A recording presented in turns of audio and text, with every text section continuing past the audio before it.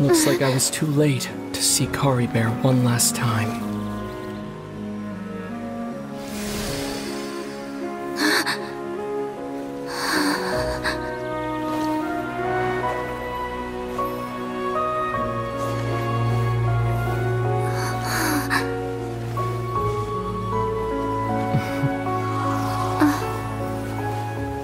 Caribert's consciousness is gone, and this space will soon disappear along with it.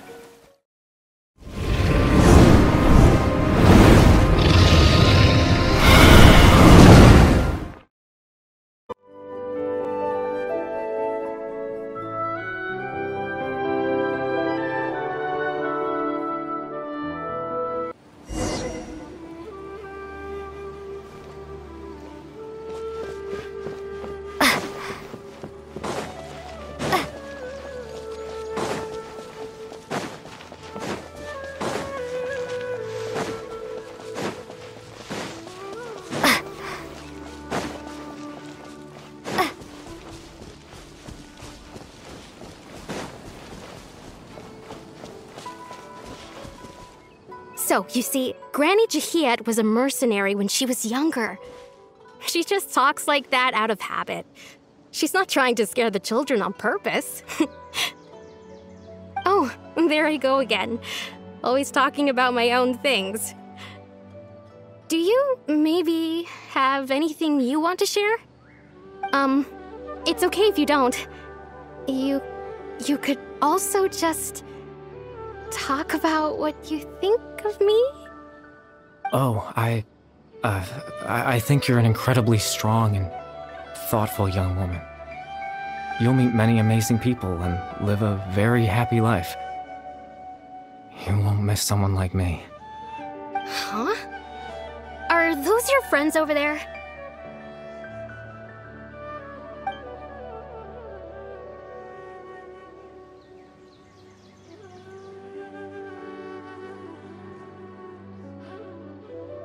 Oh, right!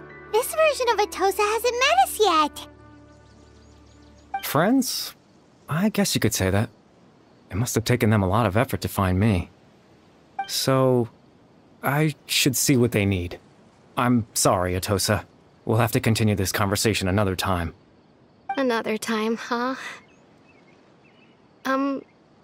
Yeah, okay. I'll head back to the village then.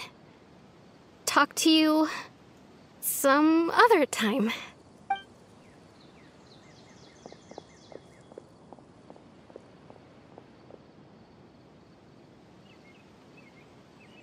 It's nice to see you, Traveler. I believe this is the first time we've met.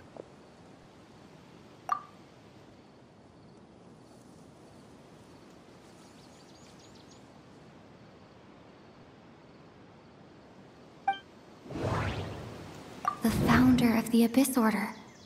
The man who broke the curse of immortality. Born into abject sorrow, he shall now become the Loom of Fate. Dane's brother, one of the 5 sinners of Conria. The one who stole the power of the Abyss. You're Caribert Alberic. Oh.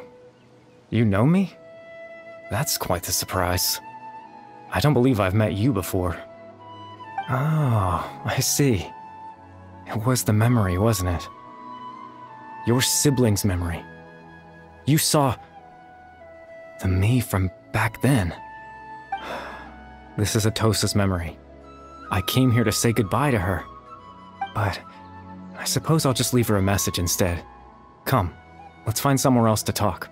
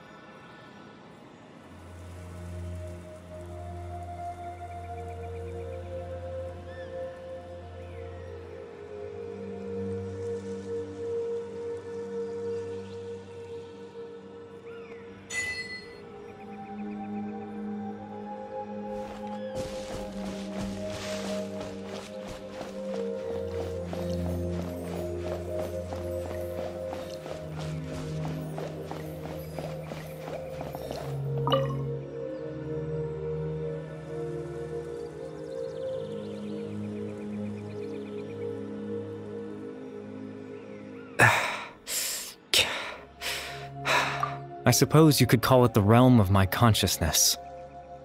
I'm someone who no longer exists in the real world, after all. As you well know. It's nothing. I still have enough strength to play the part of a good host. I've always hoped that I'd get the chance to talk to you like this, and now, the time has finally arrived. Extreme sorrow and pain. Hope and regret coursing through your veins. And a degree of abyssal power that defies comprehension. Father told me that once I possessed all those elements, I would become the loom of fate. But, despite his intentions for me, I never truly became the loom of fate. I was merely used as a means for its construction. In truth, I died the moment I set everything in motion. The person you see before you now is nothing but a remnant of consciousness left over within the loom of fate. As for your question, the loom of fate is a device capable of weaving ley lines. In its primitive form, it can only be used to create and implant memories. But, as more of it is completed, its power becomes stronger and stronger, until finally, it has the power to weave real ley lines of its own. Once fully completed, the moment it gains the power to weave ley lines, it loses the lower level ability to influence memories. But it also becomes a tool that can change the entire world. Yes, I have the ability to control the loom in its semi-completed form. I suppose you can think of it as a form of compensation. After all, its existence cost me my life.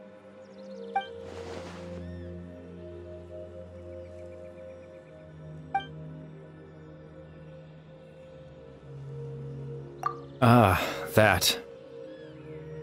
I was wrong to implant those memories.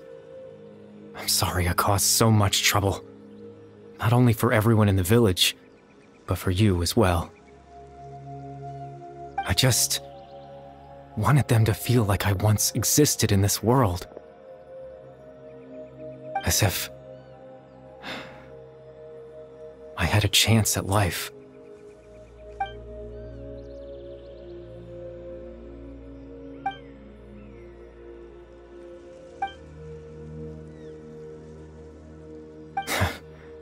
I know what you must be thinking. Why would I do something so meaningless? But I just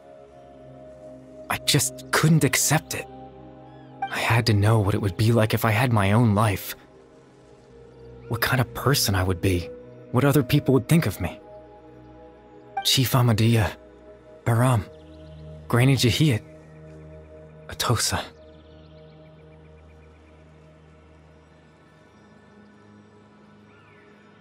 What would it be like if I could live alongside them? No cataclysm, no curse. Just a quiet life in a peaceful village. I was curious, so I selfishly tried to have my own life. Even if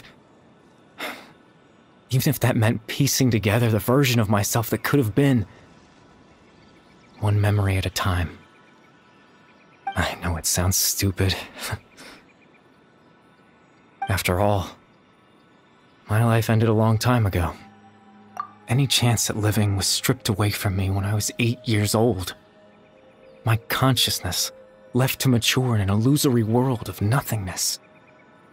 Even the form you see before you was nothing but an invention based on my father's appearance. An imagined version of what I would look like if I had the chance to grow up.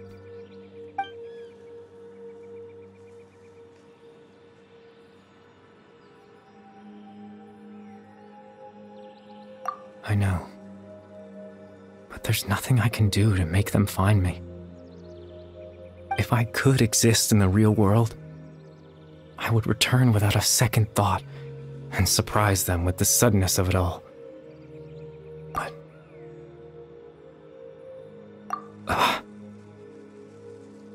I know.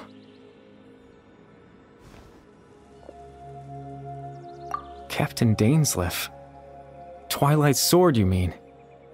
No need to meet up with him. Things should already be settled on his end.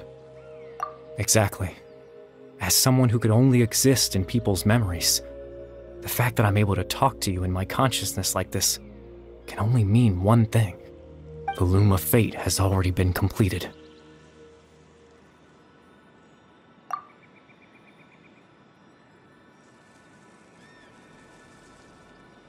No need to worry about Captain Dainsleif. He's absolutely fine.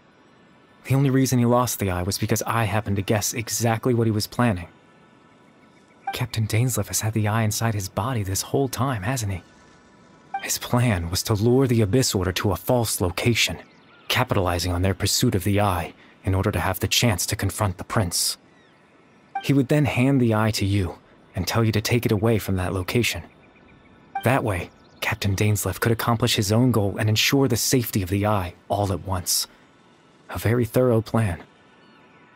That's right, because in his mind, he had given it to you already.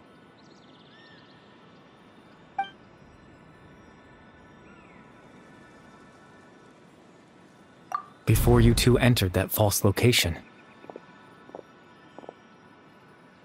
Traveler, wait.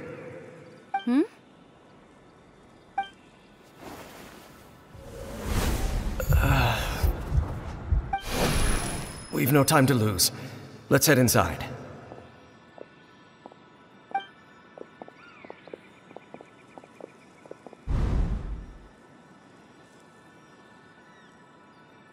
That was when I implanted the memory of him handing you the eye. Given the tense situation at that time, Captain Dainsleif failed to notice anything out of the ordinary, and took that memory to be real. I'm sorry, Traveler, but I needed the Loom of Fate to be completed. And to do that, we had to retrieve the eye.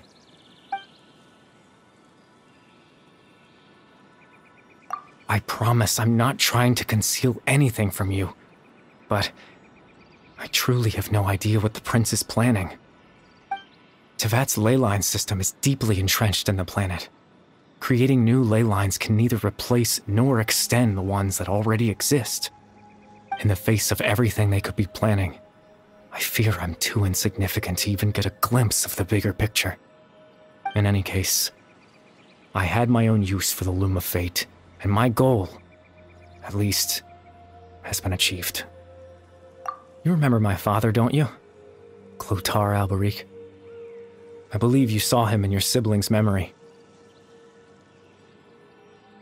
After he used the power of the Abyss to restore consciousness to my hilichurl form, I suffered from an indescribable level of mental anguish. To comfort me, my father told me a story, that this was a fairy tale world where I had to take on the form of a little monster. That story managed to dispel my fears, even if just for a moment. My goal was simple: to use the Loom of Fate in its near-completed form, when its ability to create memories was at its strongest, to implant a specific memory into the minds of the hilichurls. In that memory, I would tell them a story, just like my father did for me. It was a story of fairy tales and love. But more than anything, it was the story of us.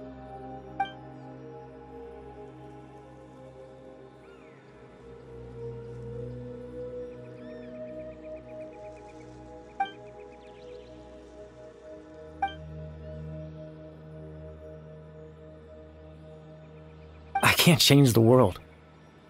Not when I lost the very right to exist within it. Implanting those memories, that was the most worthwhile thing I could offer. All that's left of my existence is a wisp of residual consciousness tied to the Loom of Fate.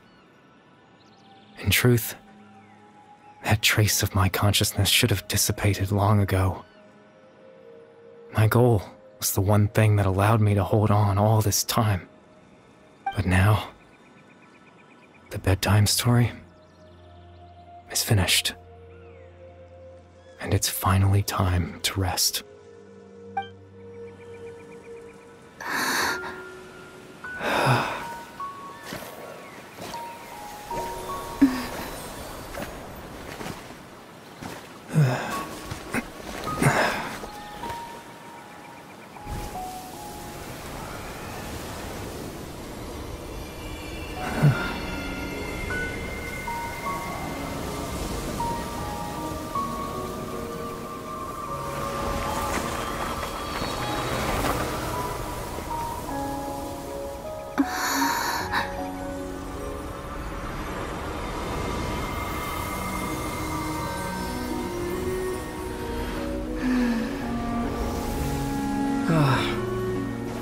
Looks like I was too late to see Caribert one last time.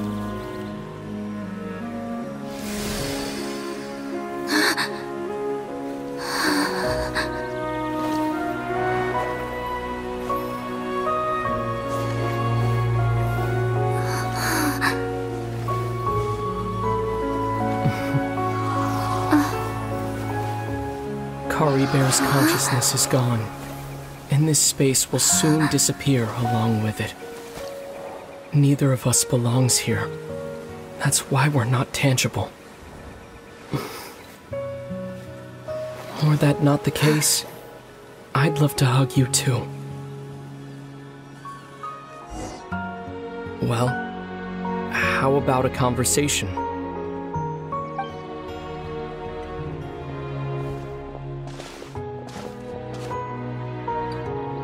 The chance to just stop and talk like this is certainly not easy to come by. Wouldn't you agree? That battle earlier was tough. The one against Dane, I mean. I didn't expect that after everything, he would still hesitate to raise his sword against me. Were it not for that, perhaps I'd still be no match for the Twilight Sword. Even after 500 years. The Loom of Fate, huh? I still haven't found a way to utilize it to its full potential. But there's still time. Before the heavenly principles awaken. Yes, for 500 years now, ever since the cataclysm in Conria, there's been no sign of activity. Not long ago, you witnessed the Hydro Archon destroy her divine throne, yes? Such a flagrant disregard for the rules, and still Celestia took no action. I suppose that's proof enough of the Heavenly Principles situation. However, the Heavenly Principles will awaken. We just don't know when that will be, or what might trigger it. You could say that. Just look at Caribert. He was so pure and single-minded. The space we now find ourselves is a perfect representation of who he was. Quiet and peaceful. Even as a hilly churl, seeing the terrible sight within the mirror wasn't enough to taint his spirit. He brought comfort to the people of this world, even though he was denied the very right to be a part of it. So ask yourself this. Who was it that deprived him of that right to exist? Of course, that's only one example. My feelings about the heavenly principles are too complicated to explain in just a few words.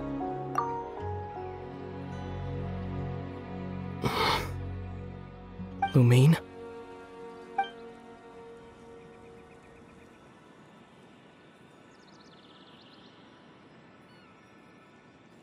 You're the only one in this world who calls me that.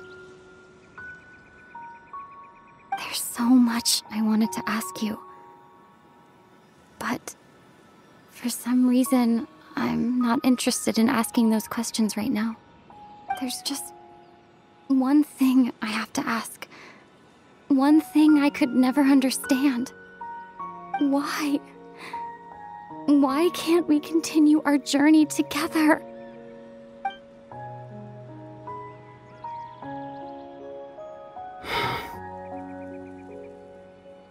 At the end of my journey, I arrived at a place known as the Sea of Flowers at the end. Do you remember? A long time ago, when we traveled between worlds together. You told me. You wanted to find a place in the universe where that one flower was in full bloom. To have a place like that suddenly appear before me? Well, would you think of that as a coincidence? You mean? I miss you too, Lumine. But as this war continues to rage, and as I continue to seek that final answer, I don't even know how to face myself sometimes.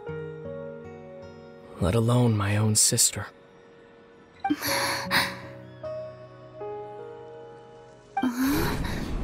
What's going on? This space has lost its tether. I doubt it'll be able to exist much longer. In fact, aside from our ability to physically interact with each other, there's something else you should know about this space. With Caribert gone, we won't be able to remember anything that happened here.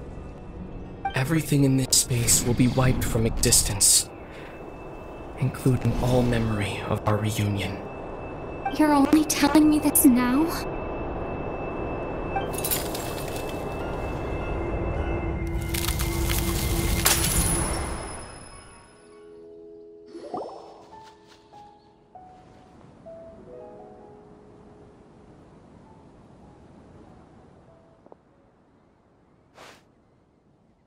Oh, Paimon woke up a little earlier than you, so Paimon will fill you in.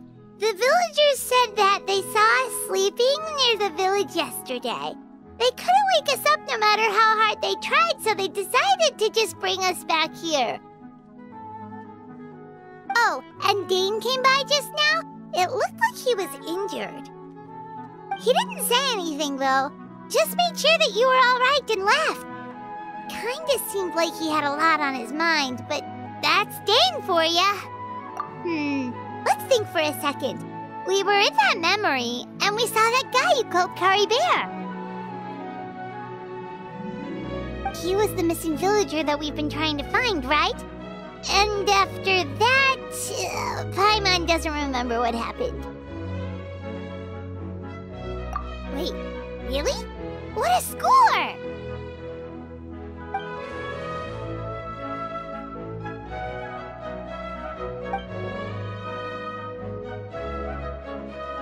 Well, what happened after that?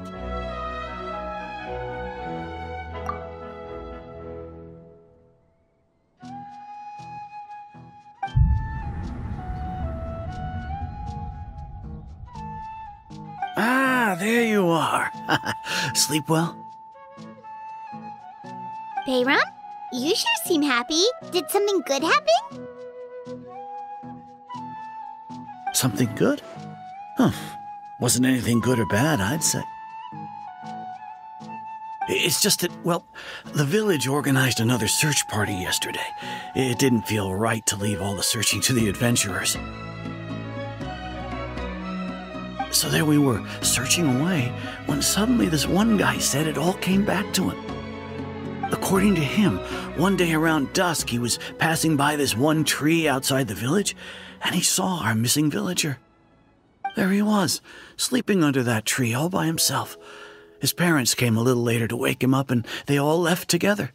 They looked like quite a happy family, apparently. And after that, well, we all started to feel like that really is what happened. Kind of strange that we forgot all about it for so long. Oh, and we also remembered his name, Caribert. Now, that's not a name you hear every day. Would have been helpful if we remembered it sooner. Well, I hope he's happy wherever he is, and we're all relieved now that we know what happened.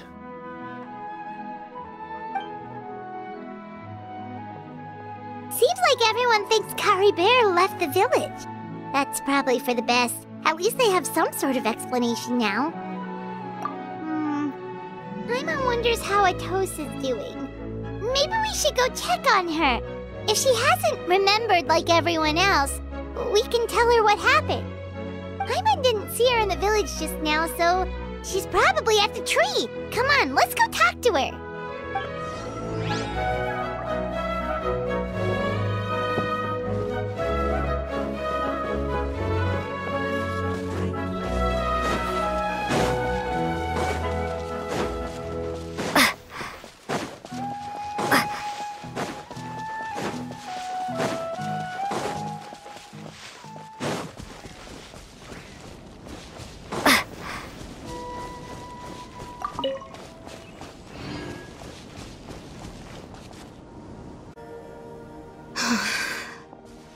Hey, Atossa, how's it going? Oh, it's you two. I was just about to go looking for you. I wanted to thank you. I was part of the search party, so I remember what happened to Caribert now. Honestly, I just can't believe I forgot something so important. He always seemed to appear out of nowhere, and now he left just as quickly. If Caribert wants me to forget about the time we spent together, then I'm willing to try. I relied on him for a lot of things, but I'm sure with enough time, even the deepest of attachments can fade.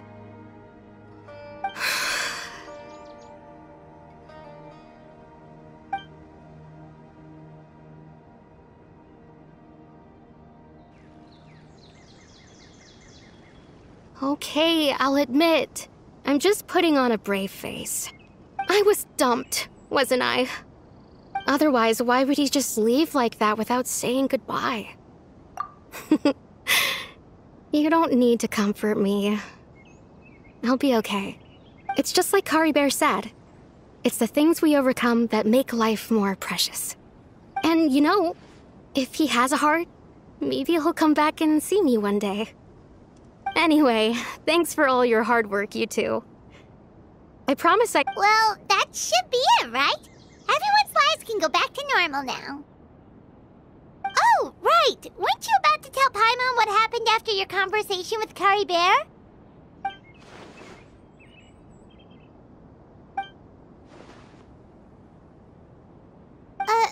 A picture? Where'd that come from? Let Paimon see!